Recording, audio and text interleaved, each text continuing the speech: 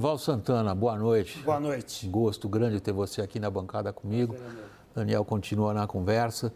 Vamos ao assunto com o qual a gente começou hoje essa edição. O presidente do Equador, Daniel Noboa, decretou hoje conflito armado interno e mandou as Forças Armadas combater o crime organizado. Nesse mesmo decreto, 22 facções criminosas passaram a ser consideradas organizações terroristas. Confira. O decreto do presidente Daniel Noboa também cria o Conselho de Segurança Pública e do Estado para analisar a situação da segurança do país. Nesta terça-feira, criminosos invadiram o canal de TV da rede de notícias TC de Guayaquil.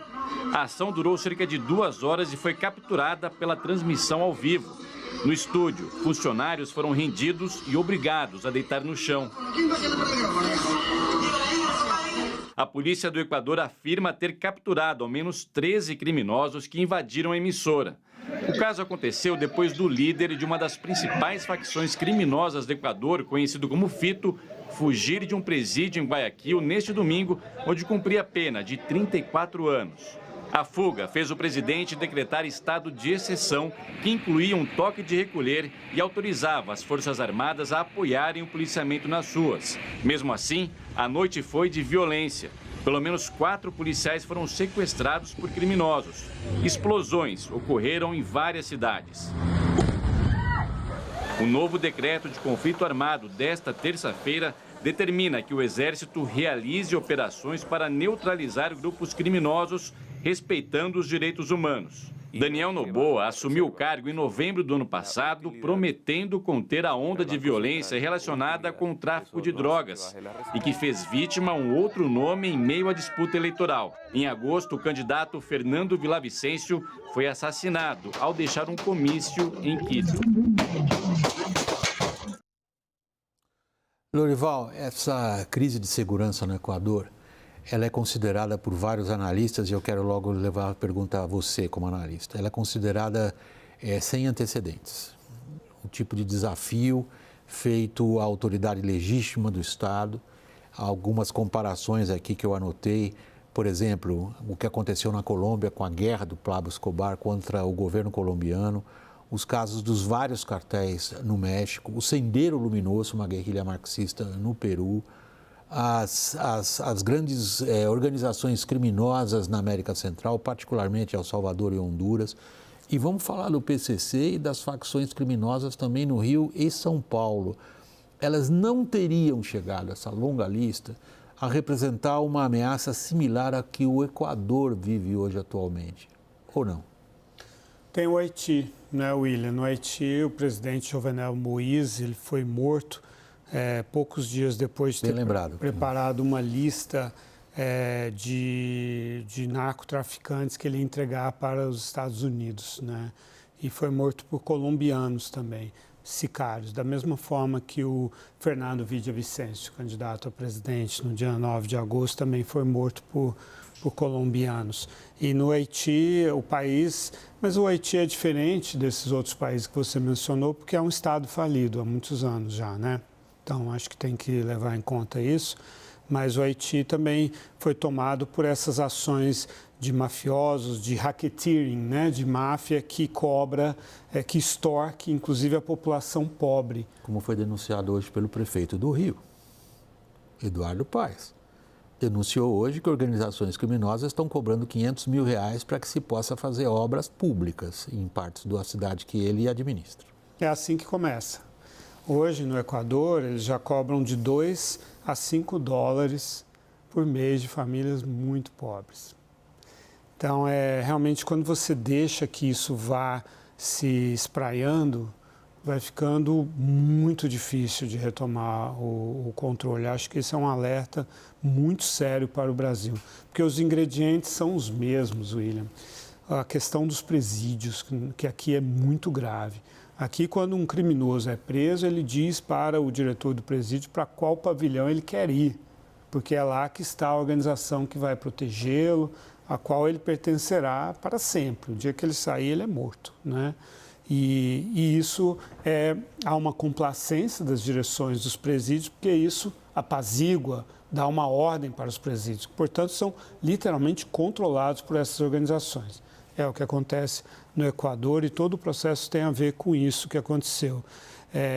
Na semana passada, a Procuradora-Geral do Equador, Daniela Salazar, disse à Justiça que ela estava sendo perseguida, ia ser morta pelas mesmas pessoas que mandaram matar o Fernando Villavicencio, o candidato a presidente, jornalista, inclusive, e deputado. Essas pessoas, esse grupo aparentemente é Los Lobos, né? E aí o presidente, Daniel Noboa, ordenou que 3 comandantes do Los Lobos fossem transferidos para presídio de segurança máxima. 3 dias depois, o líder do grupo rival do Los Lobos, Los Choneros, que é o Adolfo Macia, esse Fito, fugiu da prisão. Então, Los Lobos concluíram, sem provas, que o governo está aliado do Los Choneros. E é aí que se desencadeou isso, com sequestros de carcereiros, inclusive com vídeos ameaçando perfurar a jugular dos carcereiros com objetos pontiagudos, sequestros de policiais, sequestros de civis, aparentemente inclusive um brasileiro, que não é rico também. E a invasão da TV pública hoje. E a invasão. Então, é um descontrole total e do que se trata, né? A violência é maior quando há vários grupos, quando há fragmentação. Quando há um grupo que lidera, comanda tudo, ou quando há uma aliança, há uma diminuição da violência, o que não significa uma situação boa, mas é uma situação mais controlada, então, controlada pelos próprios grupos. Mas no Equador, assim como foi no México, e ainda é no México, que lá é Sinaloa e Jalisco Nueva Generación, no caso do Equador, Los Choneros é ligado ao Sinaloa e o Los Lobos é ligado ao Jalisco. Então, segundo a polícia, quem fez a invasão da TV são os tiguerones, que são ligados aos Los Lobos. Esses tiguerones, eles controlam 36% do racketeering, da extorsão mafiosa, da cidade de Guayaquil. Então, é uma situação totalmente fora de controle. Daniel, você queria intervir nesse momento? Deixo uma suposição aqui, eu já li essa análise de alguns especialistas ali na mídia equatoriana, mas deixo também essa pergunta para o Lorival, se por acaso esse crescimento muito rápido da violência e do crime organizado no Equador tem relação com o processo de paz com as Farc na Colômbia, uma vez que houve muita dissidência ali entre aqueles membros das Farc que não aderiram ao acordo de paz e à legalização, se isso também não fez com que o crime escorresse pela fronteira para o Equador. E aí um outro ponto que eu acho que a gente também podia pensar é como o crescimento da violência na América Latina tem tomado a frente de outros problemas, inclusive de desigualdade social, desemprego, falta de crescimento econômico, na lista de principais preocupações da sociedade civil. E aí isso tem um efeito também, obviamente, sobre o jogo político eleitoral. Você tem um fortalecimento ali de quem tem como sua principal plataforma o endurecimento do discurso sobre direitos individuais, sobre direitos civis. Não à toa, um dos presidentes, o presidente mais bem avaliado da América Latina, Nayib Bukele, de El Salvador, que governa com estado de exceção desde março de 2022. De quem falávamos ontem bastante, por sinal, Lorival. É isso mesmo. O crime, ele se desloca na medida em que há um certo sucesso das autoridades em controlar. Teve o Plano Colômbia, financiado pelos Estados Unidos nos anos 90, que foi asfixiando o narcotráfico colombiano em termos das ações de escoamento desse narcotráfico e aí, mais recentemente, o acordo com as Farc que reduziu o contingente do narcotráfico, porque as Farc e narcotráfico têm uma relação umbilical. Houve uma redução E aí há um problema de escoamento da droga na costa colombiana. Então, por isso, houve esse deslocamento para o Equador. O que Los Choneros e Los Lobos disputam? Os corredores de escoamento da droga de Tumaco, no sudoeste da Colômbia, para Guayaquil e os outros portos da costa. Que é o grande porto ali no Pacífico. E os outros portos da costa pacífica do Equador. A briga, então, é essa. E aí coincide exatamente com isso e coincide com a Covid. Vocês se lembram